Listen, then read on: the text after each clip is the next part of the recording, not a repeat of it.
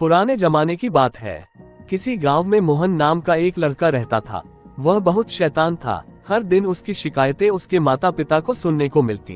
पिता ने मोहन को विद्यालय भेज दिया, लेकिन उसकी शरारतों से शिक्षक भी बहुत दुखी हो गए। उस पर अपने शिक्षक की बातों का भी कोई असर नहीं होता था। मोहन कई बार बच्चों की सीट के नीचे चींटियां छोड़ देता, जिससे वे ठीक से पढ़ ना पाते। बच्चे उसके डर से उसकी शरारतों के बारे में अपने शिक्षकों से भी शिकायत न करते। एक दिन तंग आकर मास्टर जी ने उसे विद्यालय से निकाल दिया। उस जमाने में जंगल अधिक थे, चारों ओर पेड़ पौधों की भरमार थी। अब मोहन जंगल में जाकर पेड़ पौधों का ध्यान करता, पानी देकर सींचता। घर में उसका मन नहीं लगता था। उसकी चिंता में माँ परेशान रहती। मोहन के गांव में एक बूढ़ा आदमी भीख मांगने आता था। वह उसे भी बहुत तंग करता।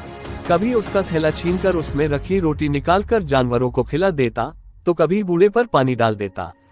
लेकिन बूढ़ा उसके गांव में जरूर आता। लोग उससे पूछते कि इतना तंग होने के बाद भी वह इस गांव में भीख मांगने क्यों आता है। वह सबको एक ही उत्तर देता, मोहन बच्चा है।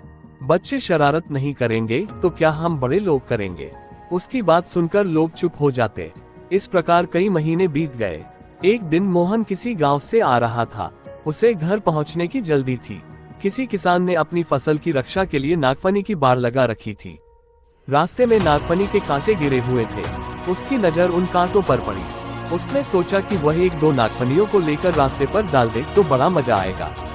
उसने दो नागफनियों को उठा लिया और उन्हें घास के नीचे छिपा दिया। फिर घर चला आया। 2-3 दिन बीत गए। आज वह स्वयं उसी रास्ते से जा रहा था। उसी रास्ते से बूढ़ा भिखारी भी आ रहा था। मोहन को शरारत सूझी। उसने कहा, जरा थैला दिखाना। भिखारी ने उसे थैला दे दिया। उसमें एक फटी धोती थी, 2 रोटियां भी थीं। वह थैले को लेकर उछालने लगा कि अब वह थैला नहीं देगा। भिखारी उसके करीब आता तो वह दौड़कर थोड़ी दूर भाग जाता। इसी भाग दौड़ में अचानक सूखी नागफनी पर मोहन का पांव पड़ गया। उसके पूरे तलवे में कांटे चुभ गए। वह अचानक एक और लुढ़क गया। थैला उसके हाथ से छूट गया। भिखारी मोहन के पास आया। वहां उसने अपनी लाठी से घास हटाई तो उसे एक और नागफनी नजर आई। उसने उसे भी डंडे से दूर हटा दिया और मोहन के पास बैठकर पांव से कांटे निकालने लगा। भिखारी ने मोहन के पांव से काफी कांटे निकाल दिए।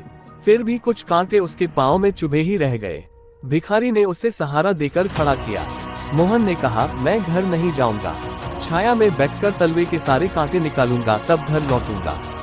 भिखारी ने कहा, यदि तुम मेरी झोपड़ी तक चलो तो मैं तलवे के सारे कांटे निकाल दूंगा। ऐसा लेप लगा दूंगा कि तुम्हारा पांव जल्दी ठीक हो जाएगा। मोहन तैयार हो गया।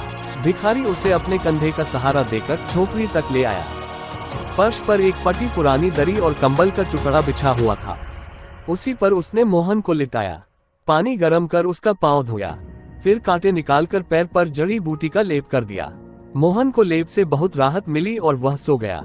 भिखारी ने अपने थैले से भीख में मिले चावल निकाले और खिचड़ी बनाई। फिर गांव जाकर दूध ले आया। उसने मोहन को खिचड़ी खिलाकर पीने के लिए दूध गर्म करके दिया। मोहन को अब उस भिखारी को बुढ़ा कहने में शर्म आई। उसने भिखारी को दादा कहकर पुकारा। दादा शब्द सुनकर भिखारी की आंखों से आंसू झरने लगे।